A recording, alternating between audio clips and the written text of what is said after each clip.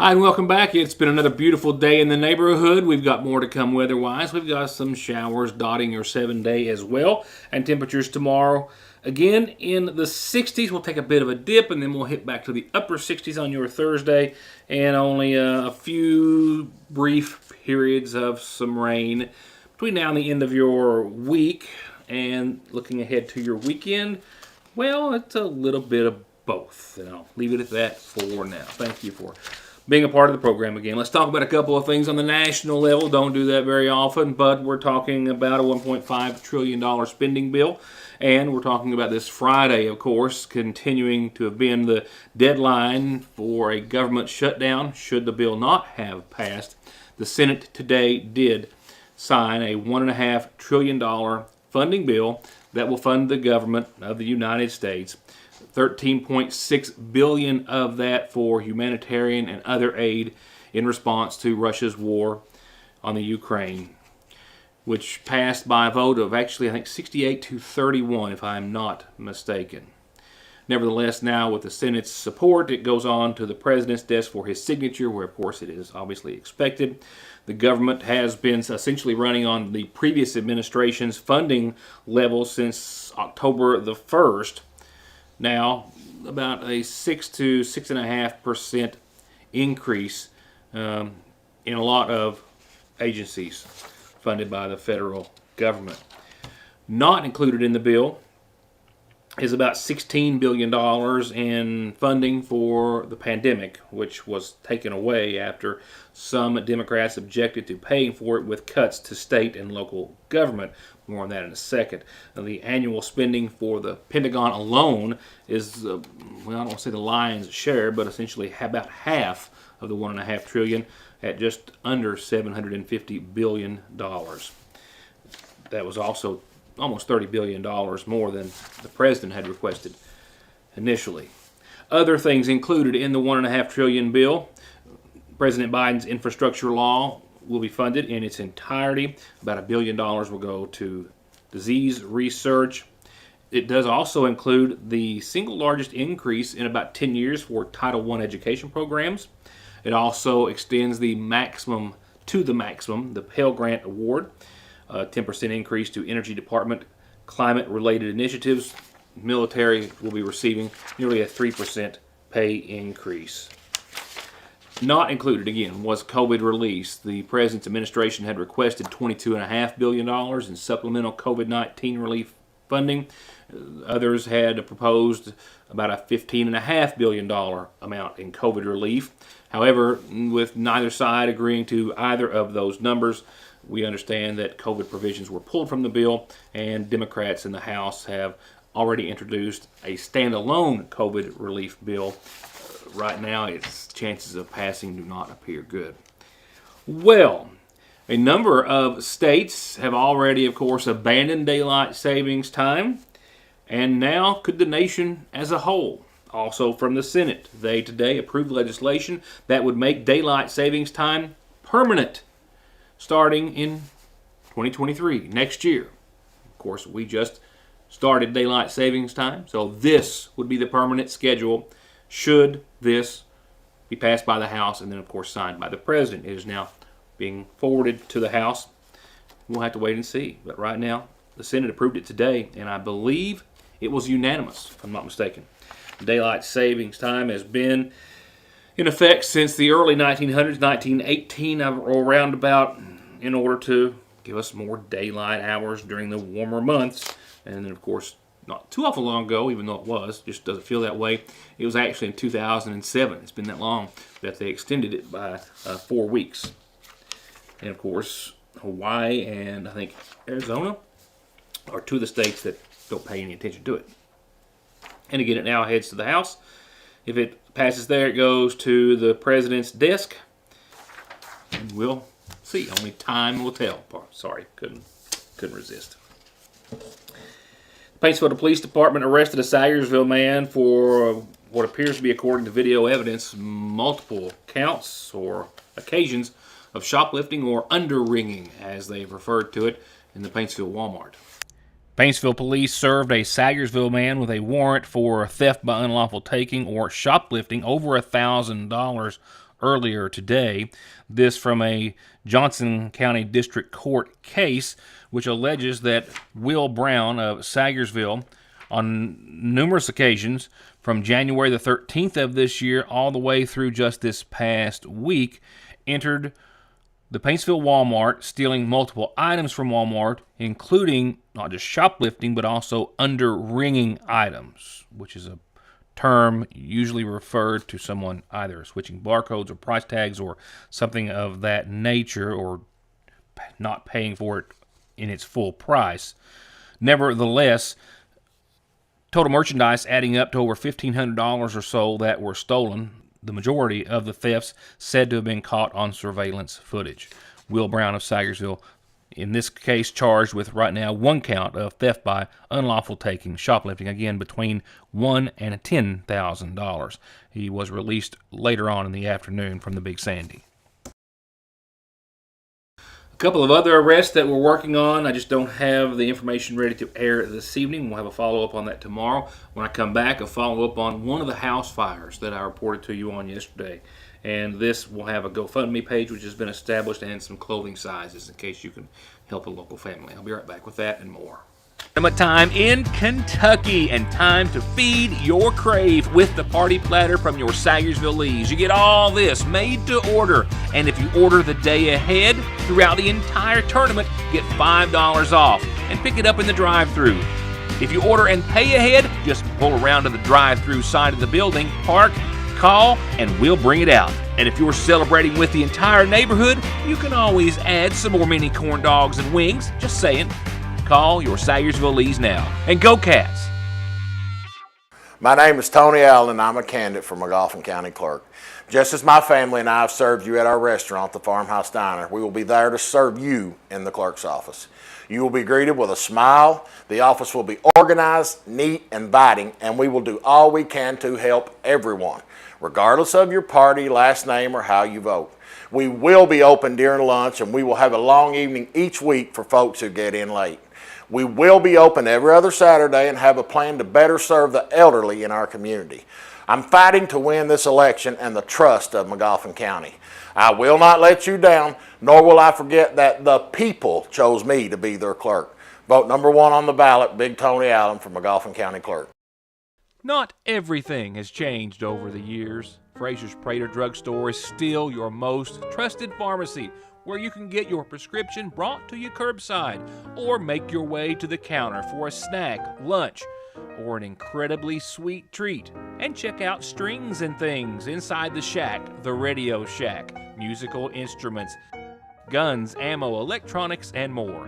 It's as wonderfully unique of a shopping experience as is the selection at Frazier's Prater Drugstore in downtown Sagersville. Whether the new year brings you new dreams or you're working towards the same ones, let Salyersville National Bank help you build, bank, or save for them. Salyersville National has been helping dreams come true since 1902. Give them a call at the main location, 349-3131, or the branch, 6121. If you've been waiting on the new Samsung Galaxy S22 device, then the team at Appalachian Wireless has some good news for you. Appalachian Wireless is launching all Samsung S22 models on sale. Every S22 model will be $150 off normal contract pricing, or take $100 off and we'll pay the taxes on the Appalachian Advantage. Visit one of our retail or dealer locations and on the web, because we don't want you to miss this fantastic deal. We are you. We are Appalachian Wireless. Hello, McGoffin County.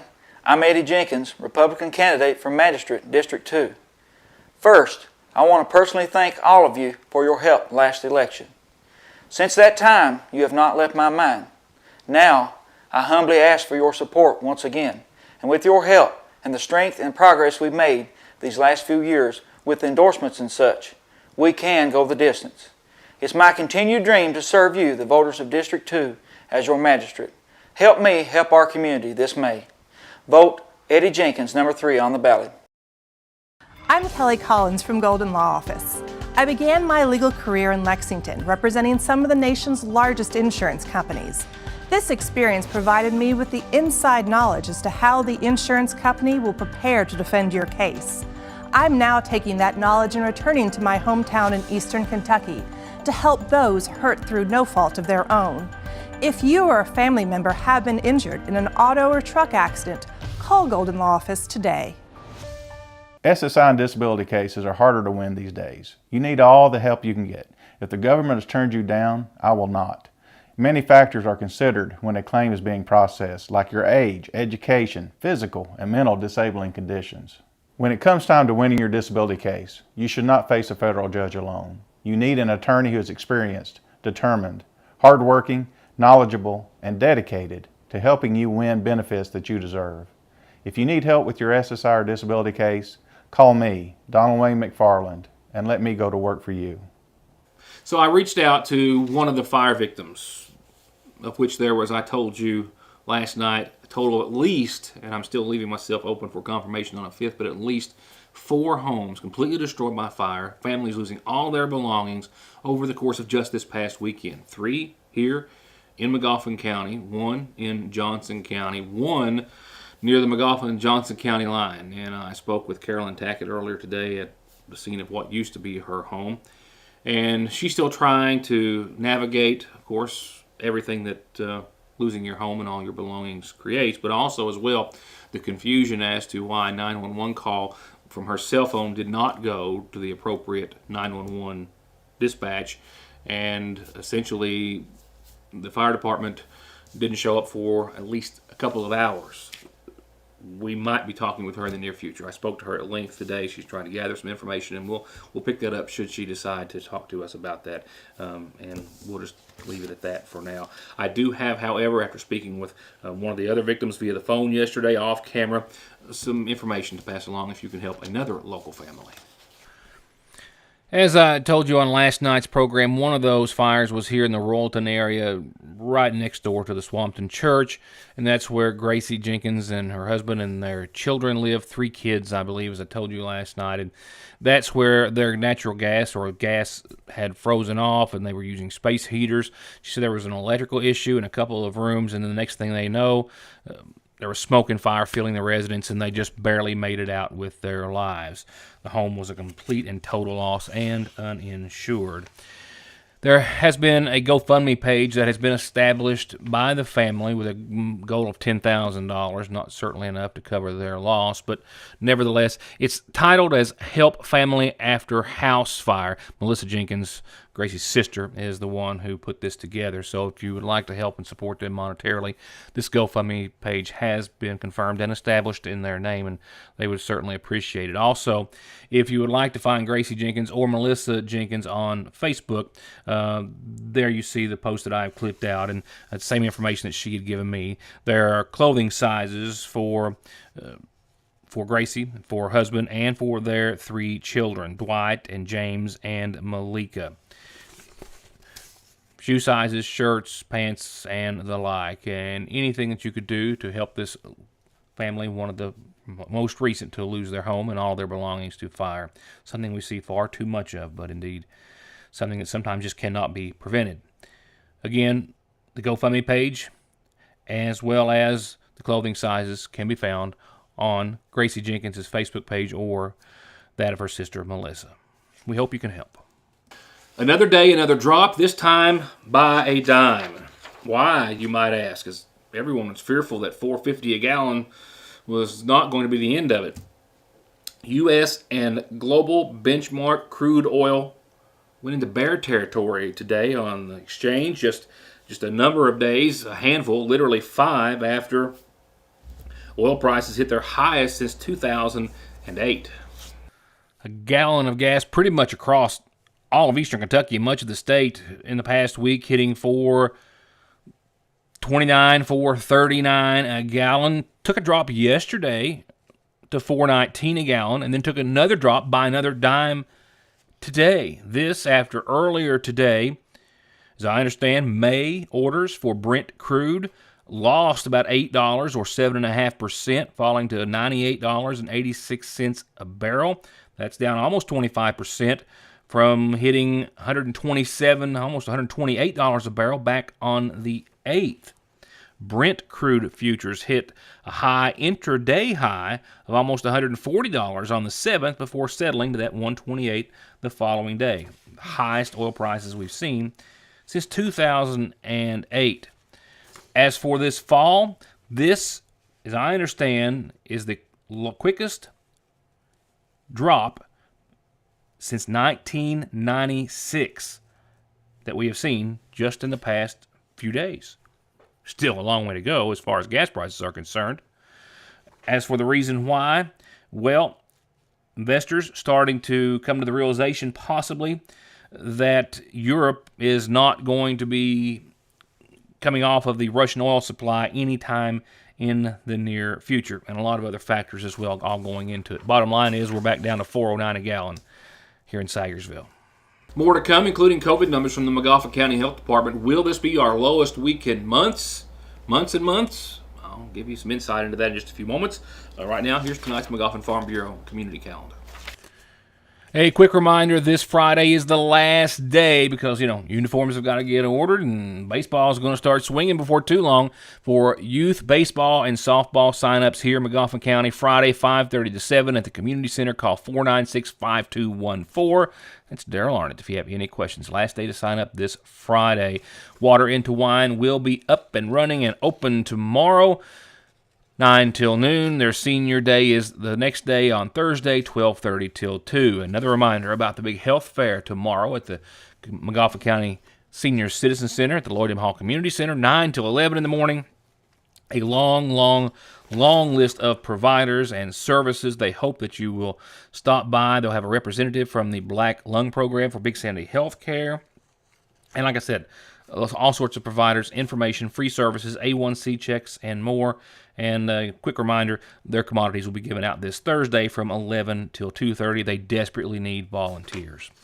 And this just in, give your child a head start. The McGoffin County Head Start program is now accepting applications for the next school year. Your kid has to be 3 by August the 1st, and you need to bring proof of income, proof of birth, child's health insurance card, Social Security card, anytime, Monday through Friday from 8:30 till 3:30 at the Head Start office there. That's up on the hill behind the Board of Education in the bus garage. If you have any questions, just give them a call at 349-3488.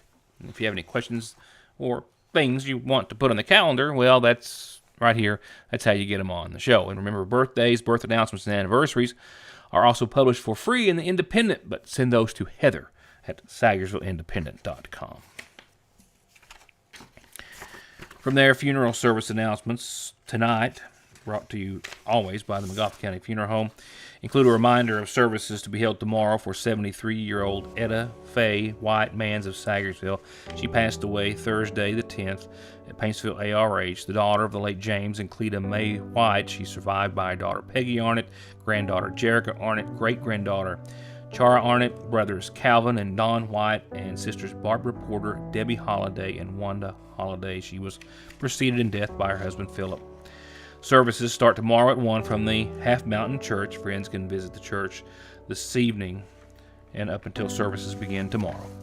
And lastly tonight, 45-year-old Richard Caldwell of Sayersville passed away yesterday at the UK Medical Center in Lexington. Arrangements incomplete at this hour, but to be announced soon on behalf of the McGoffin County Funeral Home.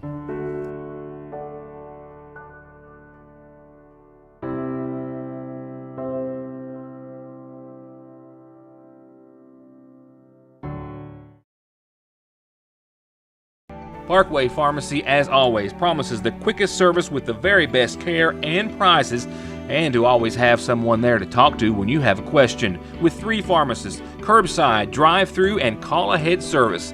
Parkway Pharmacy in Sayersville, 349-4400. Where you can always talk to a pharmacist when you need one. Hello, I'm William Bill Meade, and I'm a Republican candidate for McGoffin County Sheriff. Like you, I'm concerned about the effects that drugs are having on our loved ones. With over 33 years of law enforcement experience and training, I know how to combat this problem. I will run a financially responsible office and be accountable for your tax dollars. After looking at the sheriff's budget, I know that I can provide this county with a much-needed 24-hour patrol. I'm William Bill Meade, and I'm number 4 on the Republican ballot, but I'm number 1 for McGoffin County. At Golden Law Office, our attorneys previously represented the nation's largest insurance and trucking companies, handling cases involving serious personal injury and death. We know their strategies, how they will defend the case, and what factors drive large settlements. The attorneys at Golden Law Office can use this inside knowledge to ensure your case is handled effectively and aggressively. Hiring Golden Law Office provides you with a strategic advantage. Call Golden Law Office today. It is never too early for spring to spring at the seasonal shop, and it has. With new ladies' fashions in and arriving daily from all the fashion houses you've come to love, like Royce, Mud Pie, Charlie Page, Simply Southern, they have a new line of spring tees from Ivory Ella, and amazing scents in soaps, body lotions, and home fragrance diffusers by Michael Design Works, with something for every room in the house. Plus new home decor, and as always, so much more at the seasonal shop in downtown Sayersville. Now available at Independent Signs and Graphics, custom laser cut Kentucky bourbon barrel heads in unused, fresh, white oak, or from authentic Kentucky bourbon barrels with that used patina and slight aroma of Kentucky bourbon. And we do custom leather patched hats and wall hangings. Need a business logo? We can do that too. And we do banners, plastic, aluminum, decorative, hanging signs, vehicle graphics, and wraps. And we will meet or beat any area price on any campaign sign and material. 4x8s, yard signs, bumper stickers, flyers, whatever you need. And the quality of our workmanship, materials, and artwork are always top shelf at Independent Signs and Graphics here at the Sayersville Independent, 349-2915. Governor Beshear held his last planned weekly COVID update yesterday, as I showed you when I aired that report. We're hoping indeed, as I'm sure he, that it will be his last time. Indeed will tell. McGoffin County, that doesn't mean COVID's going away. We're going to live with it forever. To what degree? Well, that is certainly a question for all. I will check in periodically with the McGoffin County Health Department and the surrounding area just to see where we are. And doing that tonight and looking back over the past 4 days, starting on Sunday, we see what has the makings to be one of our lowest weeks in a long time. You may have heard that China is dealing with a new strain of COVID. It's doubled their new case numbers in just a matter of days, and we have no idea about it, anything other than that. So none of us know what the future holds for us as far as COVID is concerned. So we'll just leave that at that. But hopefully it's going to be a wonderful summer, and cases will continue to go as they have. Top right of your screen, that's the past 6 weeks staring at us. We peaked at 270 6 weeks ago, then 169, then 86 and 84, kind of flattening off there, then falling to 68 the 26th through the 4th being of this month. And then last week, 43 cases was the total here in McGoffin County. That is a significant and welcome change. 43 cases last week from 270 cases 6 weeks prior. Now, top left of your screen, 4 days in, 9 cases for this week here in McGoffin County. 1 on the course of Saturday, 1 Sunday, 3 yesterday, 4 confirmed today. So 9 cases and counting. We're over halfway through the week. That's good news. Hope to keep reporting good news on that front. 4,143 total cases in McGoffin County. I don't believe we have any hospitalized at this time. Now, with that said, a couple of things. I'm rushing to get out of here. The McGoffin County Fiscal Court meeting, they're gracious enough to kind of hold it up for me for a few minutes. So I got to rush out the door and run across the road. And with that, I'll leave you with 2 things. Just a quick reminder, the girls' Sweet 16 has already, of course, wrapped up. And the boys' Sweet 16 tips off here in Lexington tomorrow. The girls, it was Sacred Heart who won out and are state champions. As for the boys, it tips off tomorrow. Pikeville, the closest team and one of the few teams out of the Eastern Kentucky area. They will play tomorrow night, 8:30, in one of the first round games, one of the first 4 games, which all tips off tomorrow. And the boys' championship is not until Saturday the 19th, this Saturday. Now, on to the weather forecast. 37 degrees, clear skies and a calm wind tonight. For your Wednesday, rain likely after 3 in the afternoon. Yep, clouds are going to be on the increase. We'll see about 63 degrees tomorrow, but again, rain likely after 3 o'clock. Not a big rain maker. I mean, 1/10 of an inch, maybe 1/4 in totality throughout Wednesday and Wednesday afternoon. And then by 8 o'clock or 9, we should just see mostly cloudy skies and an ultimate low of 46. So got a 4, 5, 6 hour window of some possible rain, and not much of it, but some clouds and showers. Thursday, dry, partly sunny, 67, beautiful, 49 that night under partly cloudy skies, still dry. Another round of rain, though, for your Friday, sad to say, 50% chance of showers afternoon as we hit 71, and then rain chances ramp up with rain likely Friday night. Again, not a big rain maker. As for your Saturday, partly sunny, a 30% chance of some lingering showers on and off throughout the day on your Saturday, but cooler still, mid-50s. Then the rain's gone, and maybe for a little while. And then we'll see Sunday, 63 and sunny, and bookended days of the 70s, Monday and Tuesday of next week, and no rain in sight anywhere through at least maybe the first half of next week or so. And I like it. I like it a lot. And again, I'm out the door to the Magoffin County Fiscal Court meeting. I have that. I have Fiscal Court Paintsville City Council coverage from last night, which I'll be covering, I believe, starting as soon as tomorrow. So enjoy the rest of your Tuesday, and I hope to see you then. Good night.